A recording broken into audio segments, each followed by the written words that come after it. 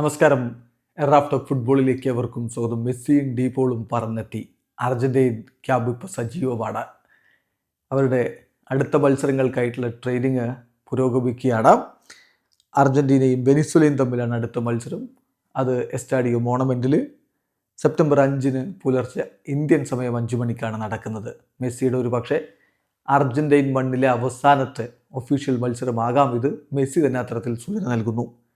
അതിനുശേഷം സെപ്റ്റംബർ 10 പുലർച്ചെ 4:30 ഇക്വഡോറുമായിട്ട് Argentina away മത്സരം കളിക്കുന്നത്. ഈ മത്സരങ്ങൾക്കുള്ള സ്ക്വാഡാണ് ഇപ്പോൾ എസൈസ പ്രോപ്പർട്ടിയിൽ ട്രെയിനിങ് നടത്തിക്കൊണ്ടിരിക്കുന്നത്.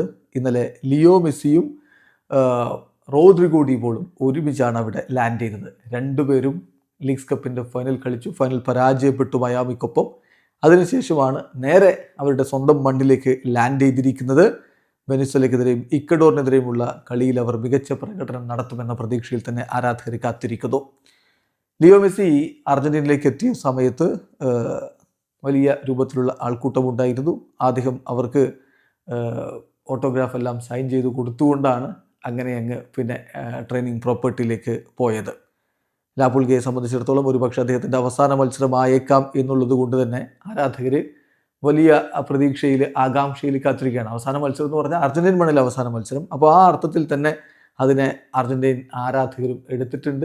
അവർ ഇത് ആഘോഷമാക്കാൻ തന്നെ തീരുമാനിക്കുന്നു. അദ്ദേഹത്തിന് മികച്ച രൂപത്തിൽ ഒരു വിട നൽകേണ്ടതുണ്ട്.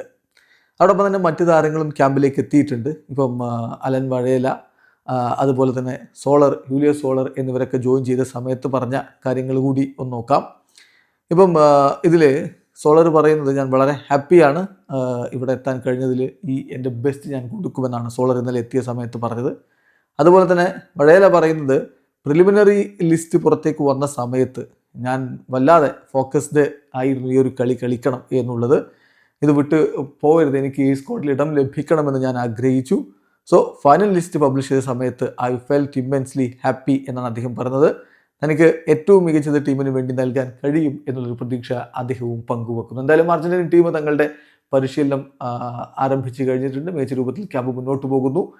ക്യാമ്പിലെ മറ്റ് വിശേഷങ്ങളും വിവരങ്ങളും ഒക്കെ നാളെ സ്കലോനി മാധ്യമങ്ങളെ കാണുന്നുണ്ട്. ആ സമയത്ത് വിശദമായിട്ട് പറയും. വീഡിയോ അവസാനിക്കുന്നു. ഫുട്ബോൾ ലോകത്തെ കൂടുതൽ വിശേഷങ്ങളുമായി റാഫ് ടോക്സ് എത്താം.